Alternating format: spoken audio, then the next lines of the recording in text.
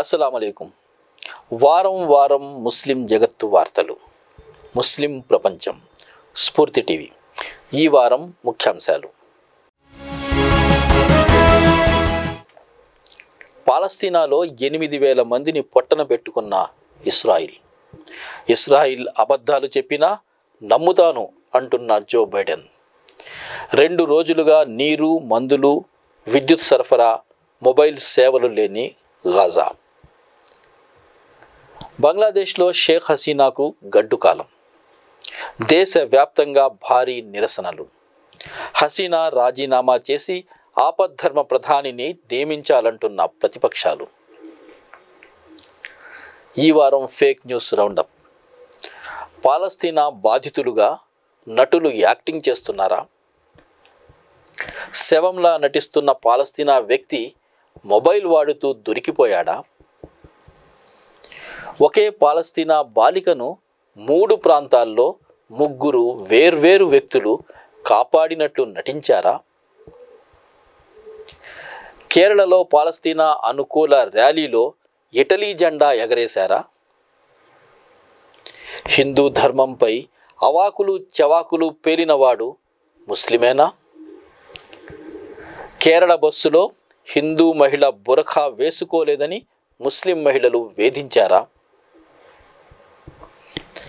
ముస్లిం ఓట్ల కోసం కాంగ్రెస్ బీజేపీల పోటీ.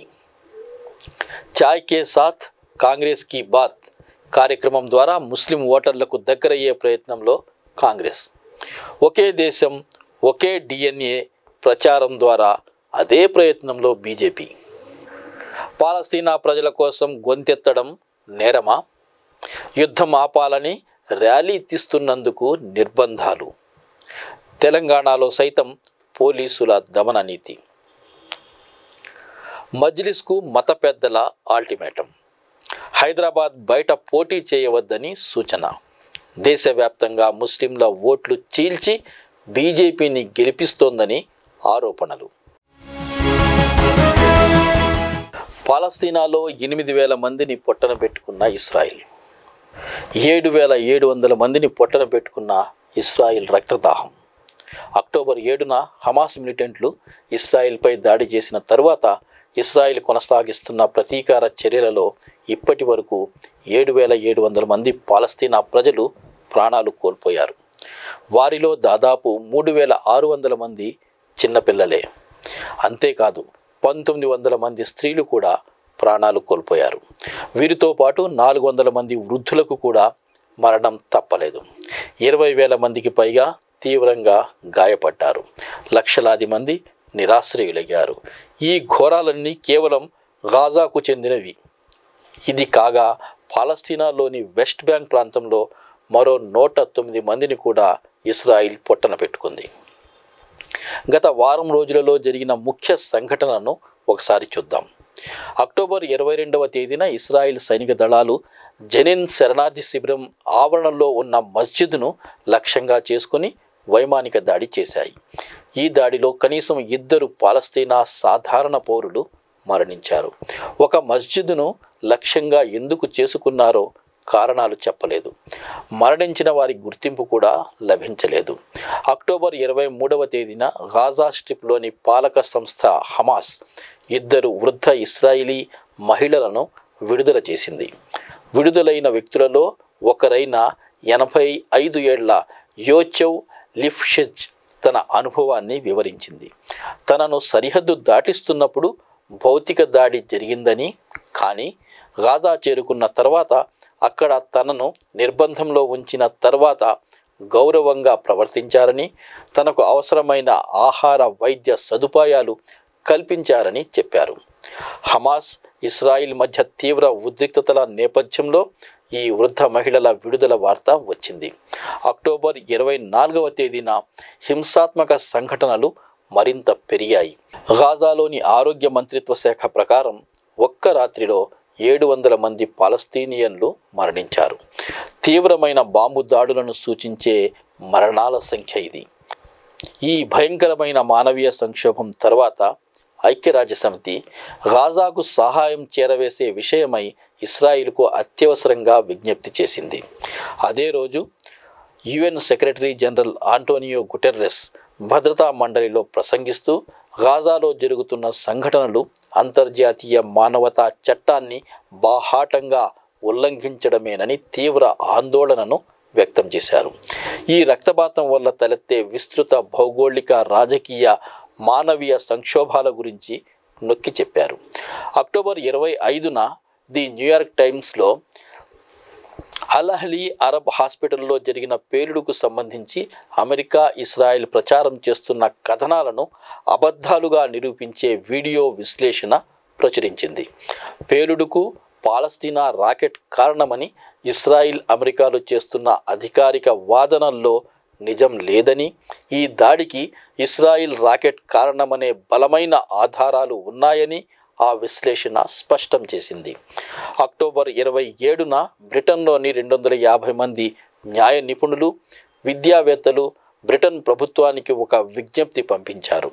అంతర్జాతీయ చట్టాల ఉల్లంఘన జరిగే అవకాశం ఉందని, తక్షణం గాజాలో పోరాటం నిలిపేసే చర్యలు తీసుకోవాలని కోరారు. దాంతోపాటు ఇస్రాయిల్కు ఆయుధాల అమ్మకం ఆపేయాలని వారు ప్రభుత్వాన్ని కోరారు. అదే రోజు ఐక్యరాజ్యసమితి జనరల్ అసెంబ్లీ గాజాలో తక్షణం యుద్ధ విరమణకు పిలుపునిస్తూ సహాయ సామగ్రి పంపడానికి అడ్డంకులు లేకుండా మార్గాలు తెరవాలని ఒక తీర్మానాన్ని ఆమోదించింది. ఈ తీర్మానానికి అనుకూలంగా 120 ఓట్లు వచ్చాయి. ఇస్రాయిల్, అమెరికాతో సహా 14 దేశాలు ఈ తీర్మానాన్ని వ్యతిరేకించాయి.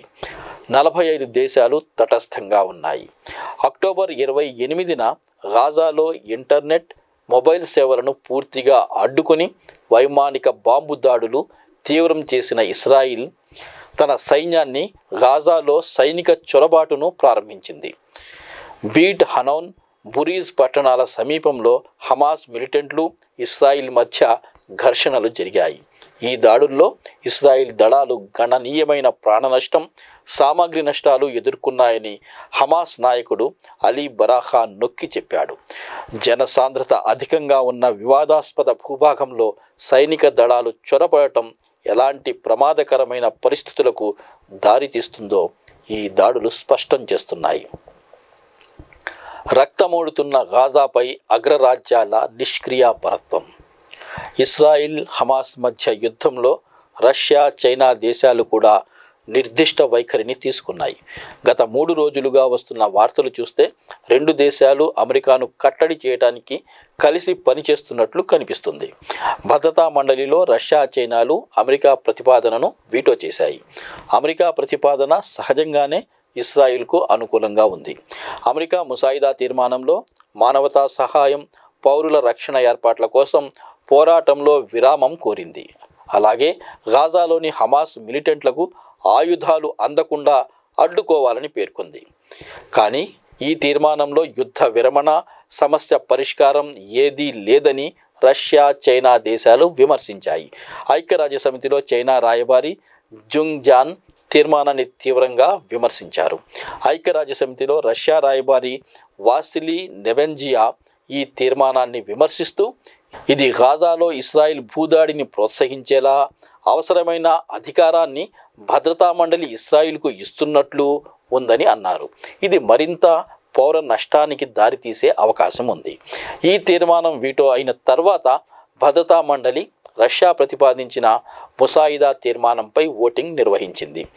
మానవతా కాల్పుల విరమణ కోరుతూ గాజాలో పౌరులు ఖాళీ చేయాలని ఇస్రాయిల్ జారీ చేసిన ఆదేశాన్ని ఉపసంహరింప చేయాలని రష్యా ముసాయిదా తీర్మానం కోరింది.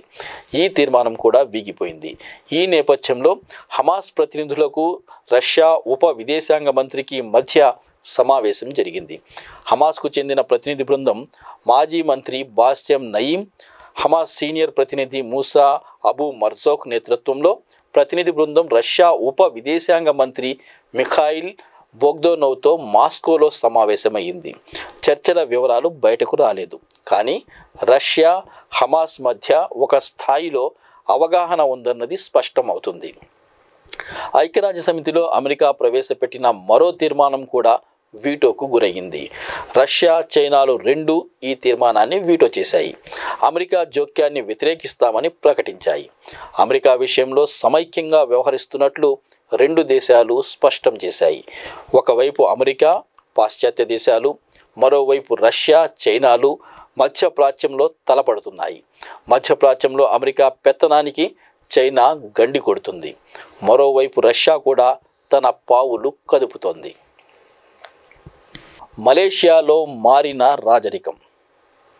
అక్టోబర్ 27వ తేదీన మలేషియా చరిత్రలో ప్రత్యేక స్థానం ఉంది.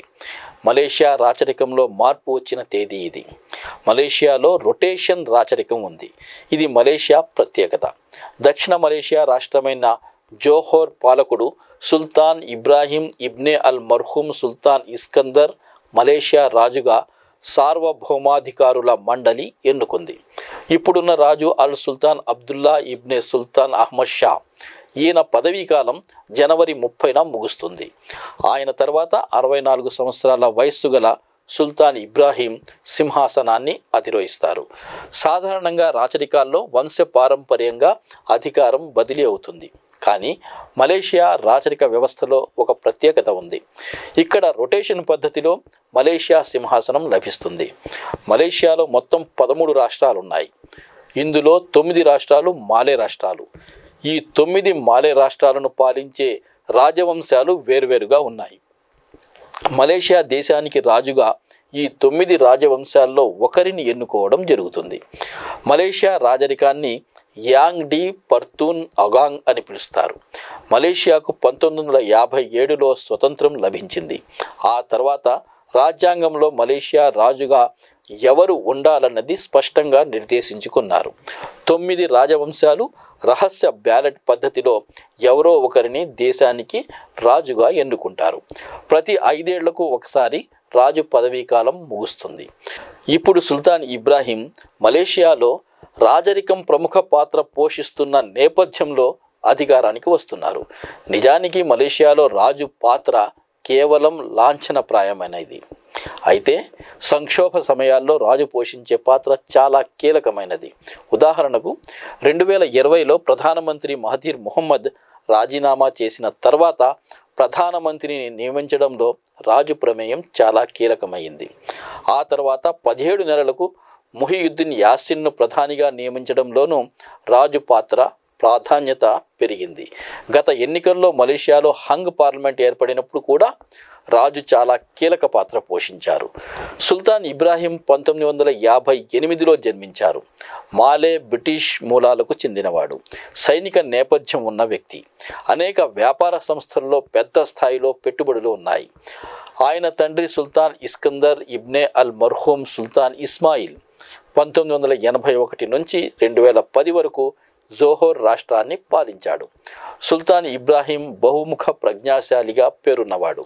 సైనిక నేపథ్యం, బోస్టన్లోని ఫ్లెచర్ స్కూల్ ఆఫ్ లా నుంచి గ్రాడ్యుయేషన్ వంటి అర్హతలతో మలేషియా వ్యవహారాల్లో కొత్త మార్పు వస్తుందని చాలామంది భావిస్తున్నారు. ఖతర్లో భారత మాజీ సైన్యాధికారులకు మరణశిక్ష. అక్టోబర్ 26న ఖతర్లోని ఒక న్యాయస్థానం భారత నౌకాదళానికి చెందిన మాజీ అధికారులు 8 మందికి మరణశిక్ష విధించింది. భారత ప్రభుత్వం ఈ పరిణామం పట్ల దిగ్భ్రాంతి వ్యక్తం చేసింది. ఖతర్ రాజధాని దోహాలో 2022 ఆగస్టులో ఈ మాజీ నౌకాదళాధికారులను నిర్బంధించారు. వారిపై ఇస్రాయిల్ కోసం గూఢచర్యం చేస్తున్నారనే ఆరోపణలతో విచారణ జరిపారు. ఈ 8 మంది ఖతర్లోని ఒక ప్రైవేట్ కంపెనీలో పనిచేసేవారు. వారిపై గూఢచర్య ఆరోపణలు ఉన్నాయి. కానీ వారిపై ఆరోపణల పూర్తి వివరాలను ఖతర్ ప్రభుత్వం కానీ భారత ప్రభుత్వం కానీ బయటపెట్టలేదు. ఈ కేసుకు అత్యధిక ప్రాధాన్యత ఇస్తున్నట్లు భారత ప్రభుత్వ ప్రతిస్పందన వచ్చింది. ఈ తీర్పు గురించి ఖతర్ అధికారులతో సంప్రదింపులు ప్రారంభిస్తామన్నారు. అయితే ఈ దశలో దీనిపై మరింత మాట్లాడటం మంచిది కాదని, ఈ వ్యవహారం సున్నితమైందని పేర్కొన్నారు. భారత విదేశాంగ మంత్రిత్వ శాఖ ఈ తీర్పు తర్వాత ప్రతిస్పందిస్తూ దిగ్భ్రాంతి వ్యక్తం చేసింది. తీర్పు పట్ల ఆందోళన వ్యక్తం చేసింది. ఈ సమస్య పరిష్కారానికి అవసరమైన న్యాయపరమైన ప్రత్యామ్నాయాలన్నీ పరిశీలిస్తున్నట్లు చెప్పారు. వారిపై ఆరోపణలేమిటో స్పష్టంగా తెలియవని కూడా విదేశాంగ మంత్రి అన్నారు. ఖతర్లో ప్రస్తుతం 8 లక్షల మంది భారతీయులు ఉన్నారు. రెండు దేశాల మధ్య ఈ కేసు విభేదాలకు దారితీసే అవకాశాలు బలంగా ఉన్నాయి. బంగ్లాదేశ్లో షేక్ హసీనాకు గడ్డుకాలం. అక్టోబర్ 28న బంగ్లాదేశ్లో వేలాది మంది ప్రభుత్వానికి వ్యతిరేకంగా నిరసన ప్రదర్శనలు చేశారు. ఢాకా వీధులు నినాదాలతో మారుమోగాయి. బంగ్లాదేశ్ ప్రధాని షేక్ హసీనా రాజీనామా చేయాలని నిరసనకారులు డిమాండ్ చేశారు. బంగ్లాదేశ్లోని ప్రతిపక్షం బంగ్లాదేశ్ నేషనలిస్ట్ పార్టీ నిర్వహించిన ప్రదర్శనలివి. జనవరిలో బంగ్లాదేశ్లో ఎన్నికలు జరగవలసి ఉంది.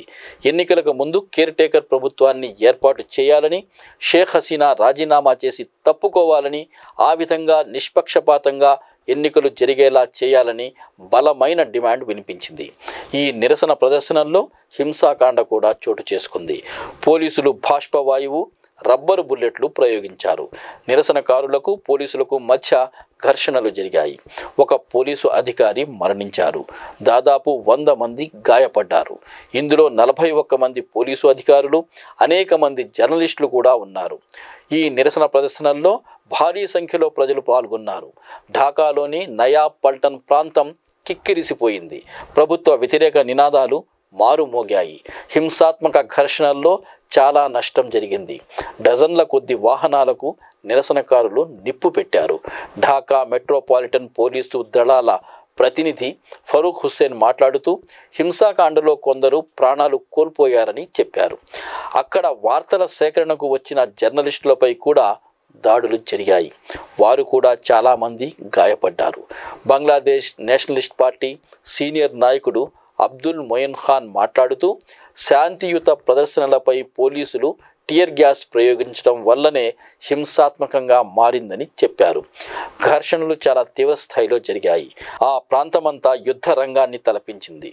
పోలీసుల చర్యలకు ప్రతిస్పందనగా ప్రతిపక్షం దేశవ్యాప్త సమ్మెకు పిలుపునిచ్చింది. బలవంతపు నిర్బంధాలు, హత్యలు, అణచివేతలు గత 15 సంవత్సరాలుగా కొనసాగుతున్నాయని పలువురు తీవ్ర విమర్శలు చేస్తున్నారు. ప్రస్తుత ప్రభుత్వ దమన నీతిపై చాలామంది ఆగ్రహం వ్యక్తం చేస్తున్నారు. బంగ్లాదేశ్లో ప్రస్తుతం తలెత్తిన సంక్షోభ పరిస్థితి ప్రజల్లో ఉన్న ఆగ్రహావేశాలకు ప్రతిబింబంగా కనిపిస్తుంది. రాజకీయ సంస్కరణల ఆవశ్యకతను తెలియజేస్తుంది. ఎన్నికలు నిష్పక్షపాతంగా జరగాలంటే ప్రధాని షేక్ హసీనా రాజీనామా చేయాలని ప్రతిపక్షాలు డిమాండ్ చేస్తున్నాయి. షేక్ హసీనా 2009 నుంచి అధికారంలో ఉన్నారు. నిరంకుశంగా వ్యవహరించడం, మానవ హక్కుల ఉల్లంఘనలు, రాజకీయ అసమ్మతిని అణిచేయడం వంటి అనేక ఆరోపణలు ఆమెపై ఉన్నాయి. ఈ నిరసన ప్రదర్శనల తర్వాత అంతర్జాతీయ ఒత్తిడి కూడా బాగా పెరిగింది. ముఖ్యంగా పాశ్చాత్య దేశాలు బంగ్లాదేశ్ ప్రజాస్వామ్య విలువలకు కట్టుబడాలని, నిష్పక్షపాతంగా ఎన్నికలు నిర్వహించాలని ఒత్తిడి తీసుకువస్తున్నాయి. బంగ్లాదేశ్లో ప్రజాస్వామ్య ప్రక్రియ పట్ల గతంలో అమెరికా ఆందోళన వ్యక్తం చేసింది. ప్రజాస్వామ్య ప్రక్రియకు నష్టం కలిగిస్తున్న కొందరు బంగ్లాదేశీలకు అమెరికా వీసాలు నిరాకరించడం కూడా జరిగింది. ఈ వారం ఫేక్ న్యూస్ రౌండప్. పాలస్తీనా బాధితులుగా నటులు యాక్టింగ్ చేస్తున్నారా? శవంలా నటిస్తున్న పాలస్తీనా వ్యక్తి మొబైల్ వాడుతూ దొరికిపోయాడా? ఒకే పాలస్తీనా బాలికను 3 ప్రాంతాల్లో 3 వేర్వేరు వ్యక్తులు కాపాడినట్లు నటించారా? కేరళలో పాలస్తీనా అనుకూల ర్యాలీలో ఇటలీ జెండా ఎగరేశారా? హిందూ ధర్మంపై అవాకులు చవాకులు పేలినవాడు ముస్లిమేనా? కేరళ బస్సులో హిందూ మహిళ బుర్ఖా వేసుకోలేదని ముస్లిం మహిళలు వేధించారా? నిజాలేమిటో చూద్దాం. పశ్చిమాసియాలో జరుగుతున్న యుద్ధంలో ఇస్రాయిల్ ఫేక్ వార్తల ఫ్యాక్టరీ రాత్రింబవళ్లు పనిచేస్తుంది. ఒక ఫేక్ వీడియోలో ఆసుపత్రిలో ట్యూబులతో ఉన్న ఒక వ్యక్తిని చూపించారు. ఆ వ్యక్తి ఒక యాక్టర్ అని, పాలస్తీనా బాధితుడిగా నటిస్తున్నాడని ప్రచారం మొదలుపెట్టారు. ఇటీవల అమెరికా అధ్యక్షుడు కూడా పాలస్తీనాలో మరణాల సంఖ్య గురించి వస్తున్న వార్తలను తాను నమ్మలేనంటూ తన వైఖరి బయట పెట్టుకున్నాడన్నది గుర్తుంచుకోవాలి. ఏది ఏమైనా ఆసుపత్రిలో ట్యూబులు తగిలించి బెడ్డుపై ఉన్న వ్యక్తి నటుడంటూ ప్రచారం మొదలుపెట్టారు. ఇస్రాయిల్కు చెందిన అధికారిక ట్విట్టర్ ఖాతా ఈ వీడియోను ప్రచారంలో పెట్టింది. ఈ వీడియోలో ఏముందంటే, ఒక క్లిప్పులో హమాస్ దాడికి సంతోషిస్తూ గాజా వీధుల్లో నడిచి వెళుతున్న ఒక వ్యక్తిని చూపించారు. ఆ తర్వాతి ట్వీటులో ఆసుపత్రిలో ఉన్న వ్యక్తిని చూపిస్తూ అతను యాక్టింగ్ చేస్తున్నాడని ప్రచారం చేశారు.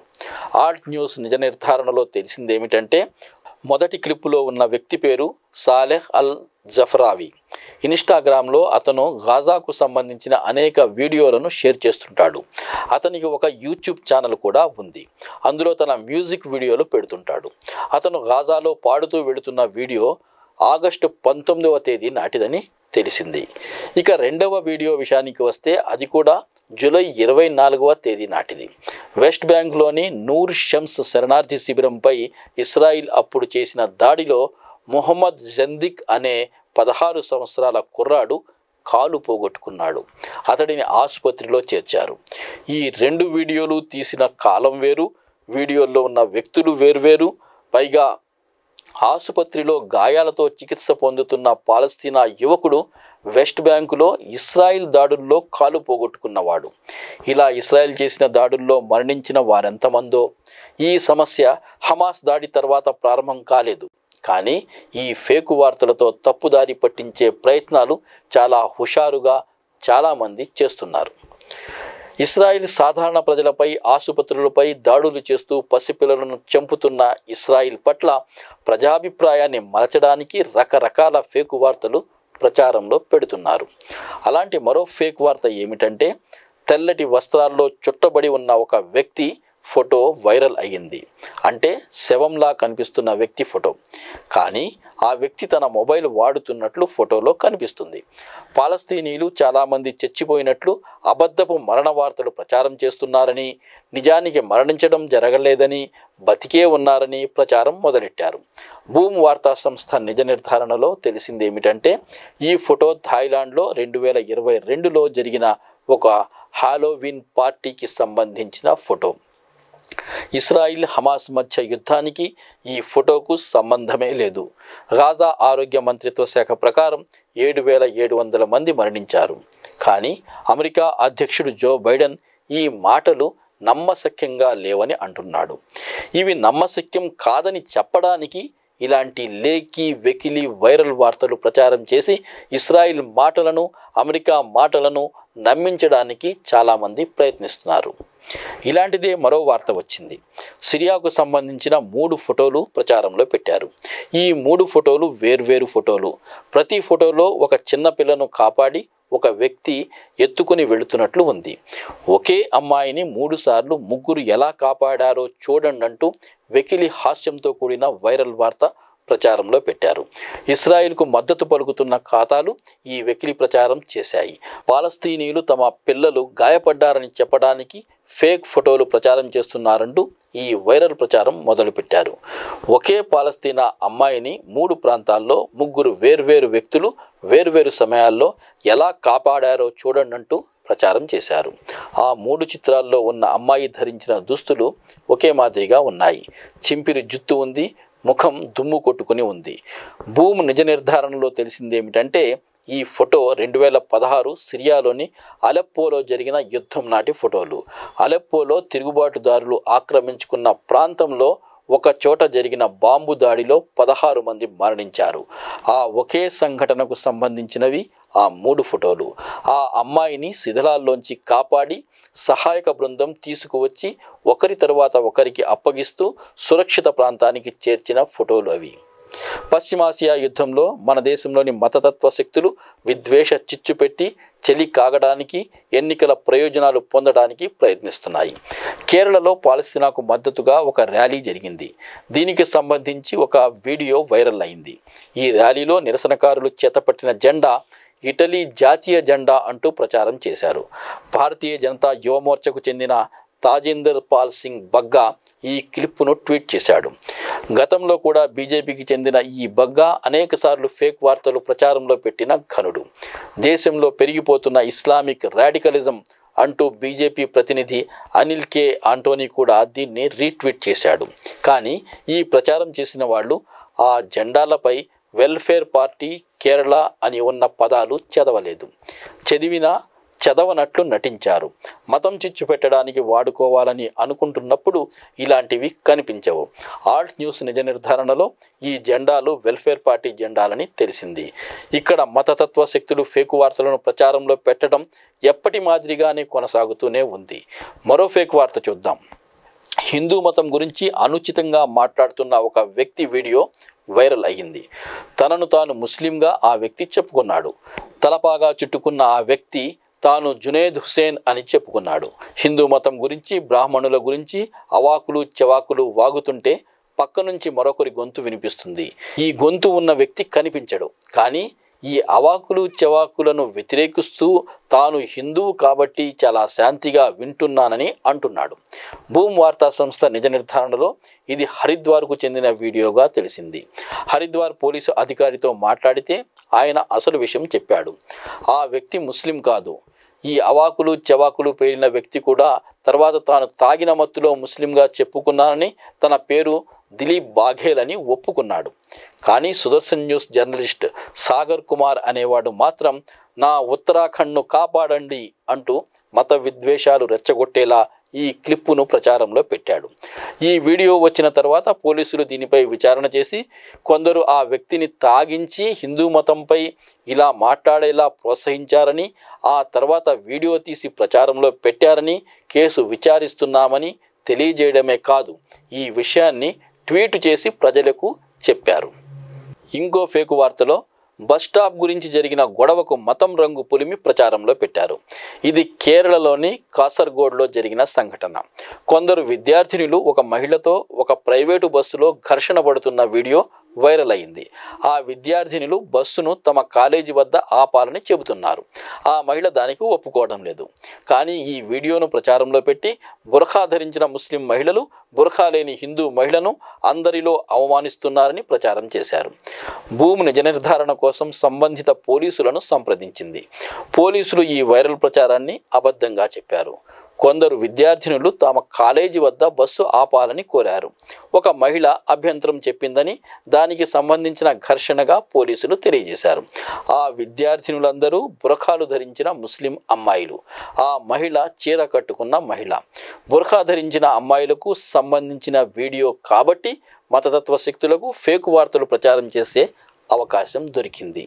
ఇలాంటి ఫేక్ వార్తలను నమ్మితే ఎలాంటి విద్వేష భారతం భవిష్యత్తులో మనకు కనబడుతుందో ప్రజలంతా ఆలోచించాలి. ఉమర్ ఖాలిద్ నిర్బంధంపై అమెరికా మత స్వేచ్ఛ కమిటీ విమర్శ. అమెరికాలో కాంగ్రెస్ చేసిన విచారణలో అంతర్జాతీయ మత స్వేచ్ఛ కమిషనర్ ఎరిక్ యూలాండ్ భారతదేశ సామాజిక కార్యకర్త ఉమర్ ఖాలిద్ నిర్బంధాన్ని తీవ్రంగా విమర్శించారు. ఉమర్ ఖాలిద్ను అక్రమంగా నిర్బంధంలో ఉంచారని అన్నారు. మైనారిటీల హక్కుల కోసం పోరాడుతున్న కార్యకర్తగా, వివక్షాభరితమైన చట్టానికి వ్యతిరేకంగా శాంతియుత నిరసన తెలిపిన వ్యక్తిగా ఉమర్ ఖాలిద్ను పేర్కొన్నారు. ఇండియాలో మతం మైనారిటీ సముదాయాలకు చెందిన కార్యకర్తలను అణిచేయడానికి భారత ప్రభుత్వం టెర్రరిస్టు వ్యతిరేక నల్ల చట్టాన్ని విచక్షణారహితంగా ఉపయోగిస్తుందని, ఆ నివేదికలపై అమెరికా ప్రభుత్వం దృష్టి పెట్టాలని కోరాడు. మత స్వేచ్ఛను తీవ్రంగా అణిచేస్తున్న కారణంగా భారతదేశాన్ని కంట్రీ ఆఫ్ పర్టికులర్ కన్సర్న్ అంటే ఆందోళనకర దేశంగా అమెరికా స్టేట్ డిపార్ట్మెంట్ ప్రకటించాలని డిమాండ్ చేశాడు. ఈ అణచివేతల విషయంలో విధానపరమైన నిర్ణయం తీసుకోవాలని, ఎలాంటి మినహాయింపులు లేకుండా ఇండియాను కంట్రీ ఆఫ్ పర్టికులర్ కన్సర్న్గా ప్రకటించాలని అమెరికా ప్రభుత్వాన్ని కోరారు. సెప్టెంబర్ 13, 2020లో ఉమర్ ఖాలిద్ను ఉగ్రవాద ఆరోపణలతో అరెస్టు చేశారు. ఉపా చట్టం కింద ఆయన అరెస్ట్ అయ్యారు. పౌరసత్వ సవరణ చట్టానికి వ్యతిరేకంగా దేశవ్యాప్తంగా జరిగిన నిరసనల్లో ఆయన చేసిన ప్రసంగం మత హింసను ప్రేరేపించేదిగా ఉందని ఆరోపించారు. పౌరసత్వ సవరణ చట్టం ముస్లింలకు వ్యతిరేకంగా వివక్షాభరితంగా ఉందన్న విమర్శలు తీవ్రంగా వినిపించాయి. ముస్లింలకు తప్ప ఇతర ధర్మాల శరణార్థులకు పౌరసత్వం ప్రసాదించే చట్టం ఇది.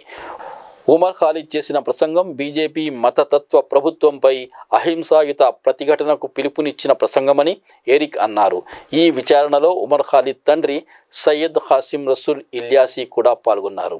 ఆయన తన కుమారుడి కేసు మాత్రమే కాదు, దేశంలోని రాజకీయ ఖైదీలందరి కేసులకు ప్రాతినిధ్యం వహిస్తూ మాట్లాడారు. ఒక వివక్షాభరితమైన చట్టానికి వ్యతిరేకంగా మాట్లాడినందుకు దేశద్రోహం, ఉగ్రవాదం, ఉపా చట్టాల కింద కేసులు పెట్టడంలోని ఔచిత్యాన్ని ఆయన ప్రశ్నించారు. భారతదేశంలో ప్రజాస్వామ్యం గురించి ఆయన ఆందోళన వ్యక్తం చేశారు. ముఖ్యంగా 2024 ఎన్నికల తర్వాత ప్రస్తుత ప్రభుత్వం మళ్ళీ అధికారంలోకి వస్తే దేశంలో ప్రజాస్వామ్యానికి మరింత నష్టం కలుగుతుందన్న భయాందోళనలు వ్యక్తం చేశారు. ఇంటర్సెప్ట్ డిప్యూటీ ఎడిటర్ నాసికా రెన్నర్, భారత జర్నలిస్టు నిరంజన్ టాక్లేలు మాట్లాడుతూ ప్రభుత్వాన్ని వ్యతిరేకించిన వారిని ఉగ్రవాదులుగా, ఉగ్రవాద సానుభూతిపరులుగా ముద్ర వేయడం ప్రమాదకరమని వివరించారు. ఉమర్ ఖాలిద్పై ఆరోపణల్లో డొల్లతనాన్ని ఎత్తి చూపారు. అంతేకాదు విశ్వ హిందూ పరిషత్కు చెందిన సాధ్వి రితుంబర ముస్లిం వ్యతిరేక హింసాకాండను రెచ్చగొట్టేలా ప్రసంగం చేసినా ఆమెపై చర్యలు లేకపోవడాన్ని వక్తలు ప్రస్తావించి మతం ఆధారంగా చూపిస్తున్న వివక్షను ఎండగట్టారు. ఈ విచారణను అమెరికాకు చెందిన 18 పౌర హక్కుల సంఘాలు స్పాన్సర్ చేశాయి. ఇందులో Indian American Muslim council, genocide watch, world without genocide, Hindus for human rights తదితర సంఘాలు కూడా ఉన్నాయి. వారం వారం ముస్లిం జగత్తు వార్తలు. ముస్లిం ప్రపంచంలో ఇప్పుడు ఒక చిన్న విరామం.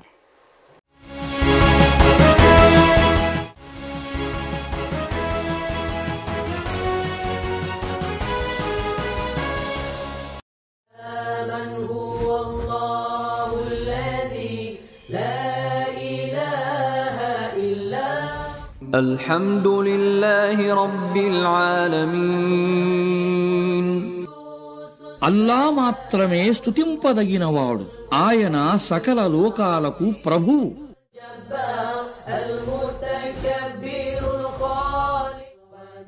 ఖురాన్ ఆయతుల భావాన్ని తెలుగులో చదువుతూ ఆలకించండి. దివ్య ఖురాన్.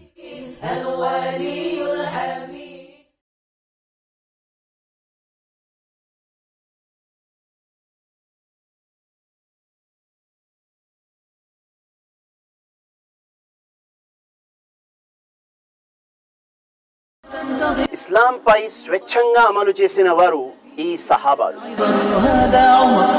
దైవ ప్రవక్త నుండి నేరుగా ధర్మం నేర్చుకున్న భాగ్యవంతులు ఎవరు?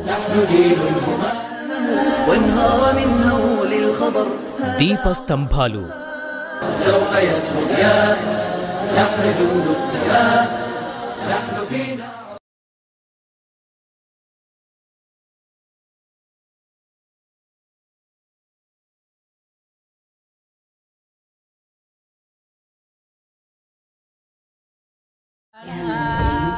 ఇస్లాం హింసను బోధిస్తుందా?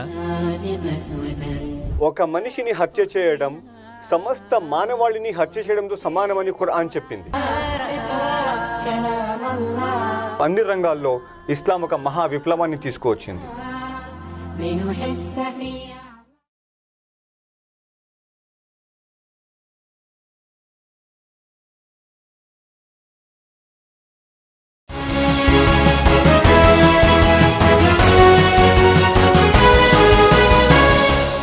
వారం వారం ముస్లిం జగత్తు వార్తలు. ముస్లిం ప్రపంచానికి మళ్ళీ స్వాగతం. ముఖ్యాంశాలు మరోసారి. పాలస్తీనాలో 8,000 మందిని పొట్టన పెట్టుకున్న ఇస్రాయిల్ అబద్ధాలు చెప్పినా నమ్ముతాను అంటున్న జో బైడెన్. 2 రోజులుగా నీరు, మందులు, విద్యుత్ సరఫరా, మొబైల్ సేవలు లేని గాజా. బంగ్లాదేశ్లో షేక్ హసీనాకు గడ్డుకాలం. దేశవ్యాప్తంగా భారీ నిరసనలు. హసీనా రాజీనామా చేసి ఆపద్ధర్మ ప్రధానిని నియమించాలంటున్న ప్రతిపక్షాలు. ఈ వారం ఫేక్ న్యూస్ రౌండప్. పాలస్తీనా బాధితులుగా నటులు యాక్టింగ్ చేస్తున్నారా? శవంలా నటిస్తున్న పాలస్తీనా వ్యక్తి మొబైల్ వాడుతూ దొరికిపోయాడా? ఒకే పాలస్తీనా బాలికను 3 ప్రాంతాల్లో 3 వేర్వేరు వ్యక్తులు కాపాడినట్లు నటించారా? కేరళలో పాలస్తీనా అనుకూల ర్యాలీలో ఇటలీ జెండా ఎగరేశారా? హిందూ ధర్మంపై అవాకులు చవాకులు పేలినవాడు ముస్లిమేనా? కేరళ బస్సులో హిందూ మహిళ బురఖా వేసుకోలేదని ముస్లిం మహిళలు వేధించారా? ముస్లిం ఓట్ల కోసం కాంగ్రెస్ బీజేపీల పోటీ. చాయ్ కే సాత్ కాంగ్రెస్ కీ బాత్ కార్యక్రమం ద్వారా ముస్లిం ఓటర్లకు దగ్గరయ్యే ప్రయత్నంలో కాంగ్రెస్. ఒకే దేశం ఒకే డిఎన్ఏ ప్రచారం ద్వారా అదే ప్రయత్నంలో బీజేపీ. పాలస్తీనా ప్రజల కోసం గొంతెత్తడం నేరమా? యుద్ధం ఆపాలని ర్యాలీ తీస్తున్నందుకు నిర్బంధాలు. తెలంగాణలో సైతం పోలీసుల దమన నీతి. మజ్లిస్కు మత పెద్దల అల్టిమేటం. హైదరాబాద్ బయట పోటీ చేయవద్దని సూచన. దేశవ్యాప్తంగా ముస్లింల ఓట్లు చీల్చి బీజేపీని గెలిపిస్తోందని ఆరోపణలు. ముస్లిం ఓట్ల కోసం కాంగ్రెస్ బీజేపీల పోటీ. సాధారణ ఎన్నికలు వచ్చేస్తున్నాయి. కాంగ్రెస్ పార్టీ ఇప్పుడు మిషన్ 2024 మోడ్లో పనిచేస్తుంది. ఆజం ఖాన్ను సమాజ్వాదీ పార్టీ పట్టించుకోలేదు, కానీ ఇప్పుడు కాంగ్రెస్ ఆజం ఖాన్కు మద్దతు ప్రకటిస్తుంది. కాంగ్రెస్ గత కొంతకాలంగా ముస్లింల మద్దతును కోల్పోతున్న వేళ ముస్లింల మద్దతు కూడగట్టుకునే ప్రయత్నాల్లో భాగంగా ఆజం ఖాన్ పట్ల మద్దతును చూపిస్తుందని చాలామంది భావిస్తున్నారు. బీజేపీ అమలు చేస్తున్న అణచివేతలు, అన్యాయాలకు వ్యతిరేకంగా కాంగ్రెస్ బలంగా గొంతు విప్పుతున్న పార్టీగా ప్రజల్లో చొచ్చుకుపోయే ప్రయత్నాలు ముమ్మరం చేసింది. ఉత్తరప్రదేశ్ 24% ముస్లిం జనాభా ఉన్న రాష్ట్రం. చాయ్ కే సాత్ కాంగ్రెస్ కీ బాత్ పేరుతో ఒక కార్యక్రమాన్ని ఇటీవల కాంగ్రెస్ ప్రకటించింది. టీ తాగుతూ కాంగ్రెస్తో మాట్లాడుకుందాం అనే ఈ కార్యక్రమం ముస్లిం సముదాయంతో మళ్ళీ సంబంధాలు మెరుగుపరుచుకునే ప్రయత్నం. ముస్లిం సముదాయం ఎదుర్కొంటున్న వివిధ సమస్యలను, వారి ఆందోళనలను చర్చించే వేదికగా ఈ కార్యక్రమాలను నిర్వహించబోతున్నారు. ఉత్తరప్రదేశ్లో ముస్లిం ఓట్లలో చీలిక రాకపోతే అవి నిర్ణయాత్మక పాత్ర పోషిస్తాయి. మరోవైపు బీజేపీ కూడా ముస్లింల మద్దతు పొందే ప్రయత్నాలు చేస్తుంది. ఒకే దేశం ఒకే డిఎన్ఏ అంటూ కొత్త నినాదాన్ని అందుకుంది. ముస్లిం ఓట్లు ఒకే పార్టీ వైపు మొగ్గు చూపకుండా సాధ్యమైనంత వరకు తన వైపు తిప్పుకోవడానికి ప్రయత్నాలు చేస్తుంది.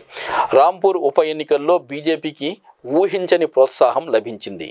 ముస్లిం జనాభా అధికంగా ఉన్న రాంపూర్లో బీజేపీ నిలబెట్టిన అభ్యర్థి గెలుపొందాడు. గత రంజాన్ మాసంలో ప్రధాని మన్ కీ బాత్ కార్యక్రమాన్ని ఉర్దూలో అనువదించి చిరు పుస్తకాలు ముస్లింలకు పంచిపెట్టడం జరిగింది. బీజేపీ 2024 ఎన్నికల వ్యూహాల్లో భాగంగానే ఈ కార్యక్రమాన్ని చేపట్టడం జరిగింది.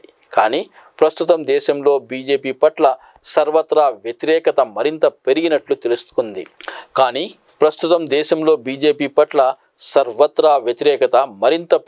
తెలుస్తుంది.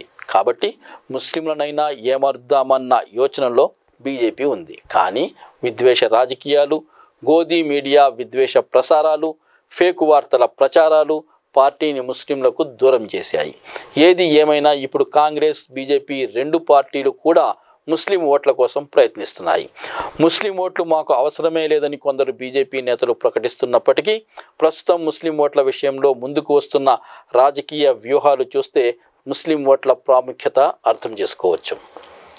కేరళలో ఇస్లాం సాంస్కృతిక వెబ్సైట్.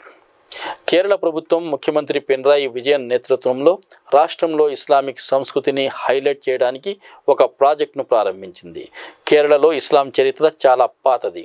రాష్ట్రంలో ఇస్లామీయ సాంస్కృతిక వికాసాన్ని ప్రదర్శించే ఒక వెబ్సైటు తయారు చేయడానికి కేరళ టూరిజం 93.8 లక్షల రూపాయల మొత్తాన్ని కేటాయించింది. ఈ వెబ్సైటు పర్యాటకాన్ని ప్రోత్సహించే విస్తృత ప్రయత్నాల్లో భాగంగా ప్రారంభిస్తున్నారు. ఇది అంతర్జాతీయ, దేశీయ పర్యాటకులను ఆకర్షిస్తుందని భావిస్తున్నారు. కేరళలో 7వ శతాబ్దం నుంచి ఇస్లాం ఉనికిలో ఉంది. కేరళలో ఇస్లాం చరిత్రను ఈ వెబ్సైటులో ప్రదర్శిస్తారు. ఇందులో 6 వేర్వేరు విభాగాలుగా ప్రదర్శనలున్నాయి. ప్రతి ఒక్క విభాగం ఇస్లామిక్ సంస్కృతిలోని ప్రత్యేక కోణాన్ని పరిచయం చేస్తుంది. కేరళ సామాజిక చట్రంలో ఇస్లాం ఎలా విడదీయరాని భాగమయ్యిందో వివరిస్తుంది. మొదటి విభాగంలో మలబార్ తీరం వెంబడి ప్రారంభ కాలం నాటి వ్యాపారులు, వారి స్థావరాల వివరాలతో కేరళలో ఇస్లాం ప్రవేశించిన చరిత్రను ప్రదర్శిస్తారు. తిరువనంతపురంలోని భీమపల్లి నుండి కాసరగోడ్లోని చారిత్రాత్మక జుమా మస్జిద్ వరకు కేరళ అంతటా విస్తరించి ఉన్న ఇస్లామీయ ధార్మిక క్షేత్రాల ఆకర్షణీయమైన కథనాన్ని ఇందులో ప్రస్తావిస్తారు. వివిధ పురాతన మస్జిదులు ప్రముఖంగా ప్రదర్శించబడతాయి. వీటిలో కొడంగల్లూరులోని చెరమాన్ జుమా మసీదు, మలప్పురంలోని జమాత్ మస్జిదు, కోజికోడ్లోని మిష్కాల్ మస్జిదు మొదలైనవి ఉన్నాయి. వెబ్సైట్ కేరళలోని ముస్లింల వంటకాల ప్రత్యేకతలను కూడా వివరిస్తుంది. ప్రత్యేకంగా మాప్పిలా వంటకాలను ముఖ్యంగా ప్రదర్శిస్తారు. పర్షియన్, యమన్, అరబ్ ప్రభావాలతో కూడిన సాంప్రదాయ కేరళ రుచుల ప్రత్యేక సమ్మేళనం ఇది. జీవనశైలి విభాగంలో ముస్లింల వస్త్రధారణ, వారి ఆచారాల గురించి వివరణాత్మక కథనాలున్నాయి. వివాహాలు, వివాహానికి ముందు ఆచారాలు, వివాహానంతర వేడుకలు పర్యాటకులను ముఖ్యంగా ఆకర్షిస్తాయని భావిస్తున్నారు. ఇంకా ఇస్లామిక్ వాస్తుకళకు సంబంధించిన విభాగంలో కేరళలోని స్వదేశీ నిర్మాణ సాంకేతికతతో కూడిన అరబిక్ నిర్మాణ సంప్రదాయాల సమ్మిళిత వాస్తుకళను ప్రదర్శిస్తారు. చివరి విభాగంలో కేరళలోని ముస్లిం సమాజానికి సంబంధించిన కళారూపాలు, పండుగలను చూపిస్తారు. 16వ శతాబ్దంలో కేరళలో జన్మించిన జానపద సంప్రదాయంపై మాప్పిలా పాటల ప్రభావంపై కూడా ప్రత్యేకమైన పరిశోధనాత్మకమైన కథనాలున్నాయి. కేరళ ప్రభుత్వం చేపట్టిన ఈ కార్యక్రమం కేరళ సంస్కృతిలో గణనీయ పాత్ర పోషించిన ఇస్లాం మతానికి సంబంధించిన సమస్త సమాచారాన్ని ఒకే వేదికపై అందించే ప్రయత్నంగా భావించవచ్చు.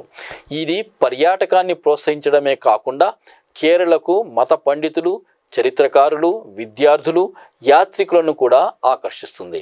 కేరళలో ఇస్లాం వారసత్వం గురించి వారి అవగాహనను సుసంపన్నం చేస్తుంది. దివ్య ఖురాన్ సరికొత్త ఆంగ్లానువాదం. దివ్య ఖురాన్ అనేక భాషల్లో అనువాదమయ్యింది. ఆంగ్లంలోనూ చాలా అనువాదాలున్నాయి. ఇప్పుడు మరో కొత్త ఆంగ్ల అనువాదం వచ్చింది. ప్రముఖ భారత ఇస్లామీయ పండితుడు డాక్టర్ జఫరుల్ ఇస్లాం ఖాన్ చేసిన అనువాదం ఇది. ఆంగ్లంలో దివ్య ఖురాన్ అనువాదాల్లో భారత అనువాదకుల వంతుగా ఇది చరిత్రలో నిలిచిపోతుంది.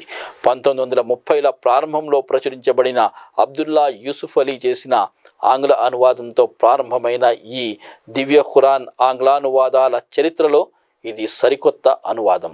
డాక్టర్ ఖాన్ మొదట్లో అబ్దుల్లా యూసుఫ్ అలీ అనువాదాన్ని సమీక్షించాలనే ఉద్దేశంతో ఈ ప్రాజెక్టును ప్రారంభించారు. యూసుఫ్ అలీ అనువాదంలో కొన్ని పొరపాట్లు, గ్రాంధిక భాష ఉన్నాయి. ఈ ప్రయత్నం 11 సంవత్సరాల వ్యవధిలో పూర్తిగా ఒక కొత్త అనువాదంగా మారింది.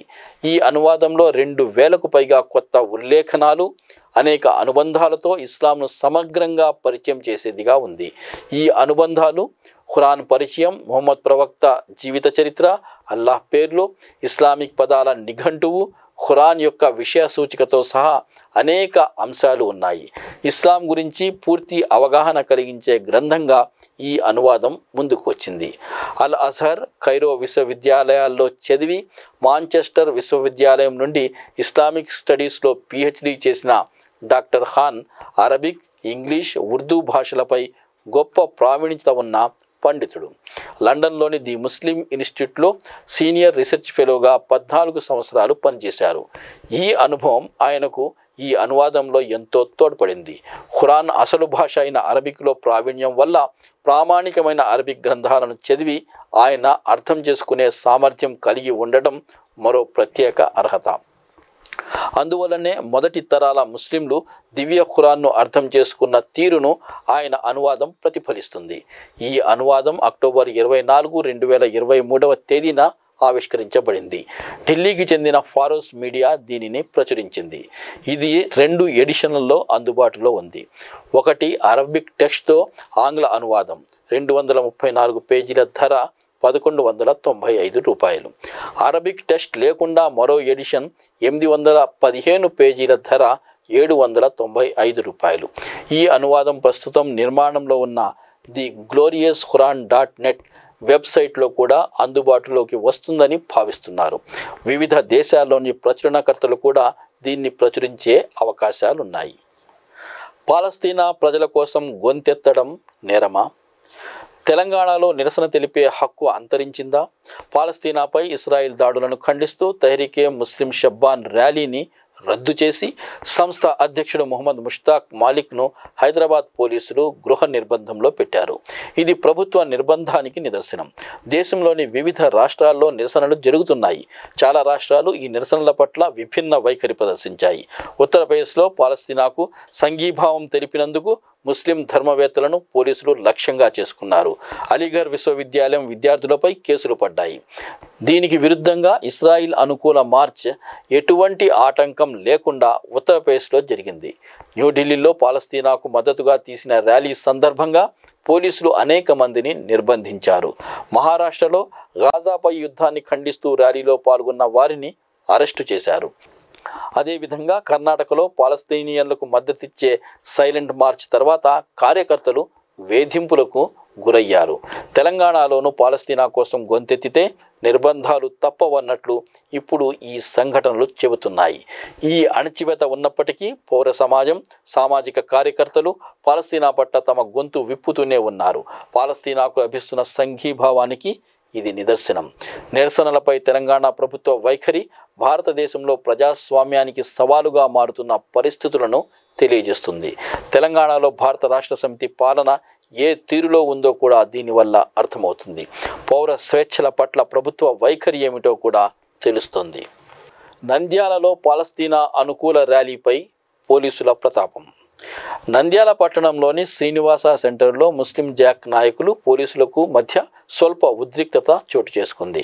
శుక్రవారం నంద్యాలలో ముస్లిం జాక్ నాయకులు పాలస్తీనాలో మృతి చెందిన వారికి సంఘీభావంగా కొవ్వొత్తుల ర్యాలీ చేపట్టారు. ర్యాలీ శ్రీనివాస సెంటర్కు చేరుకోగానే అనుమతి లేదంటూ పోలీసులు వారిని అడ్డుకున్నారు. ఈ సందర్భంగా ముస్లిం జేఏసీ నాయకులకు పోలీసులకు మధ్య వాగ్వాదం చోటు చేసుకుంది. ఇతర సందర్భాలలో సులువుగా పర్మిషన్లు ఇచ్చే అధికారులు పాలస్తీనాలో ప్రాణాలు కోల్పోతున్న అమాయక పౌరులకు, పిల్లలకు సంఘీభావం తెలపడం విషయంలో ఎందుకు వ్యతిరేకత చూపిస్తున్నారని వారు నిలదీశారు. ముస్లిం నాయకులను పోలీసులు అరెస్ట్ చేసి వన్ టౌన్ పోలీస్ స్టేషన్కు తరలించారు. దీంతో ముస్లిం ప్రదర్శనకారులు వన్ టౌన్ పోలీస్ స్టేషన్ వరకు శాంతియుత ర్యాలీని మళ్లించారు. అక్కడ కొంతసేపు ఆందోళన చేశారు. దీంతో ప్రదర్శనకారులతో చర్చించిన పోలీసు అధికారులు అరెస్టు చేసిన వారిని విడుదల చేయడంతో వారు శాంతియుతంగా ర్యాలీ పూర్తి చేసుకున్నారు. ఇచ్చిన మాట నిలబెట్టుకున్నానంటున్న ఎమ్మెల్యే బాలనాగిరెడ్డి. ఆంధ్రప్రదేశ్ పెద్దకడబూరు గ్రామంలోని ముస్లిం సోదరులకు షాదీఖానా పూర్తి చేయిస్తానని ఇచ్చిన మాట నెరవేర్చానని ఎమ్మెల్యే బాలనాగిరెడ్డి స్పష్టం చేశారు. పెద్దకడబూరులో షాదీఖానా ప్రారంభోత్సవం సందర్భంగా ఎమ్మెల్యే మాట్లాడుతూ 20 ఏళ్ల నుంచి పెండింగ్లో ఉన్న ముస్లింల షాదీఖానాకు సీఎండిఎఫ్ నిధులు 35 లక్షలు మంజూరు చేయించి నిర్మాణం పూర్తి చేసి ముస్లింలకు అందజేయడం సంతోషంగా ఉందని తెలిపారు. చార్మినార్ టికెట్టుపై మజ్లిస్లో లుకలుకలు. మజ్లిస్ పార్టీలో ఇప్పుడు చార్మినార్ శాసనసభ నియోజకవర్గం టికెట్టు చిచ్చుపెట్టినట్లు కనిపిస్తుంది. పార్టీకి చెందిన 2 సీనియర్ ఎమ్మెల్యేలను వయస్సు దృష్ట్యా తప్పించి కొత్త వారికి టికెట్లు ఇస్తారా? ఈ 2 స్వచ్ఛందంగా తప్పుకునేందుకు సిద్ధమైనట్లు కనిపించినా అందులో ఒకరు తన కుమారుడికే టికెట్టు ఇవ్వాలని డిమాండ్ చేస్తున్నట్లు తెలుస్తుంది. అవకాశం ఇవ్వకపోతే ఎన్నికల బరిలో స్వతంత్రంగా దిగి పార్టీని దెబ్బతీయవచ్చు. 3 దశాబ్దాల క్రితం senior MLA Amanullah Khan party నుంచి విడిపోయి ప్రత్యేకంగా మజ్లిస్ బచావో తెహ్రీక్ పెట్టుకున్నారు. 1994లో మజ్లిస్ బచావో తెహ్రీక్ దూకుడుగా ఫలితాలు సాధించింది. ఇప్పుడు అలాంటి పరిస్థితి మరోసారి వస్తుందా? మజ్లిస్ పార్టీని దెబ్బతీయడానికి కాంగ్రెస్ కూడా వ్యూహాత్మకంగా పావులు కదుపుతుంది. చార్మినార్ నుంచి బలమైన అభ్యర్థిని కాంగ్రెస్ కూడా రంగంలోకి దించి మజ్లిస్ ప్రాబల్యాన్ని సవాలు చేయాలని చూస్తుంది. తాజా పరిణామాల నేపథ్యంలో మజ్లిస్లో అసంతృప్తితో ఉన్న సీనియర్ ఎమ్మెల్యేతో సంప్రదింపుల కోసం మాజీ మంత్రులను కాంగ్రెస్ రంగంలోకి దింపుతున్నట్లు తెలుస్తుంది. చార్మినార్లో ఓట మెరుగని సీనియర్ నాయకుడు ముంతాజ్ ఖాన్. మజ్లిస్ ఆయన్ను తప్పించే రిస్క్ తీసుకుంటుందా? కాంగ్రెస్ ఆయన్ను తన వైపు ఆకర్షిస్తుందా? ముంతాజ్ ఖాన్ తన కుమారుడికి టికెట్టు ఇవ్వాలని కోరుతున్నట్లు తెలుస్తుంది. మజ్లిస్ ఇవ్వకపోతే ఆయన కాంగ్రెస్కు మారుతారా? చార్మినార్ రాజకీయాలు ఇప్పుడు ఆసక్తికరంగా మారుతున్నాయి. మజ్లిస్కు మత పెద్దల అల్టిమేటం. హైదరాబాద్ దాటి రాష్ట్రంలోని ఇతర జిల్లాల్లో పోటీ చేయవద్దని మజ్లిస్ పార్టీని ముస్లిం మత పెద్దలు కోరారు. ఒకవేళ అలా పోటీ చేస్తే రాష్ట్రంలో పుంజుకుంటున్న కాంగ్రెస్కు నష్టం చేకూర్చే కుట్రగానే భావించాల్సి వస్తుందని స్పష్టం చేశారు. గతంలో పోటీ చేసిన సీట్లలోనే పోటీ చేయాలని, కొత్త సీట్లలో వద్దని మజ్లిస్ ఇత్తిహాదుల్ ముస్లిమీన్ పార్టీకి హితవు పలికారు. ఆయా వీడియోలు ఇప్పుడు సోషల్ మీడియాలో వైరల్గా మారాయి. తెలంగాణలో ఎన్నికల హడావుడి ప్రారంభం కాగానే ఈసారి అధిక సీట్లలో పోటీ చేస్తామని మజ్లిస్ పార్టీ ప్రచారం చేయడంతో ఇక్కడి ముస్లింలలో అనుమానాలు ప్రారంభమయ్యాయి. గతంలో మజ్లిస్ కేవలం 8 సీట్లలో పోటీ చేసి 7 సీట్లు గెలవడం తెలిసిందే. ఈసారి పోటీ చేసే స్థానాలు 2 అంకెల సంఖ్యలో ఉంటాయనే ప్రచారం జరుగుతుంది. ముస్లిం ఓటు బ్యాంకు ఉన్న చోట అభ్యర్థిని నిలబెట్టడం ద్వారా కాంగ్రెస్ను నష్టపరిచి బీఆర్ఎస్కు లబ్ధి చేకూర్చేందుకు మజ్లిస్ ప్రయత్నిస్తోందని ముస్లింలు అనుమానం వ్యక్తం చేస్తున్నారు. మజ్లిస్కు దేశవ్యాప్తంగా ప్రాబల్యం లేకపోయినా గత 10 ఏళ్లలో ఏ రాష్ట్రంలో ఎన్నికలు జరిగినా అక్కడికి చేరుకుంటున్న మజ్లిస్ పార్టీ గురించి ముస్లిం వర్గాల్లో గట్టిగా అనుమానాలు ఉన్నాయి. మహారాష్ట్ర, గుజరాత్, బీహార్, ఉత్తరప్రదేశ్, కర్ణాటక లాంటి రాష్ట్రాల్లో మజ్లిస్ పార్టీ పోటీ చేసి పొందిన లాభం కన్నా బీజేపీకే లబ్ధి చేకూర్చిందనే అభిప్రాయాలు బలపడుతున్నాయి. ఆ ఎన్నికల ప్రచారంలో ఖర్చు చేస్తున్న వేలాది కోట్లు ఎక్కడి నుంచి వస్తున్నాయని పలువురు ప్రశ్నిస్తున్నారు. గతంలో కర్ణాటక ఎన్నికల్లో మజ్లిస్ పార్టీ పోటీ చేస్తుందని ప్రచారం జరగగానే అక్కడి ముస్లిం నేతలు చేతులెత్తి మేము ఇక్కడ ప్రశాంతంగా ఉన్నాం, దయచేసి మీరు రావద్దని ఓవైసీకి చెప్పేశారు. దశాబ్ద కాలంగా ఏ రాష్ట్రంలో ఎన్నికలు జరిగినా మజ్లిస్కు ఎన్ని సీట్లు వచ్చాయనే దానికన్నా ఆ పార్టీ వల్ల బీజేపీకి ఎన్ని ఎక్కువ సీట్లు వచ్చాయి, సెక్యులర్ పార్టీ ఎలా నష్టపోయిందనే అంశాల గురించే చర్చలు జరిగాయి. ఇప్పుడు మత పెద్దల మాటను మజ్లిస్ పాటిస్తుందా? వేచి చూడాల్సిందే. మరిన్ని వార్తలతో వచ్చే వారం మళ్ళీ కలుసుకుందాం. అంతవరకు సెలవు. అల్లా హాఫీజ్. మా అస్సలాం.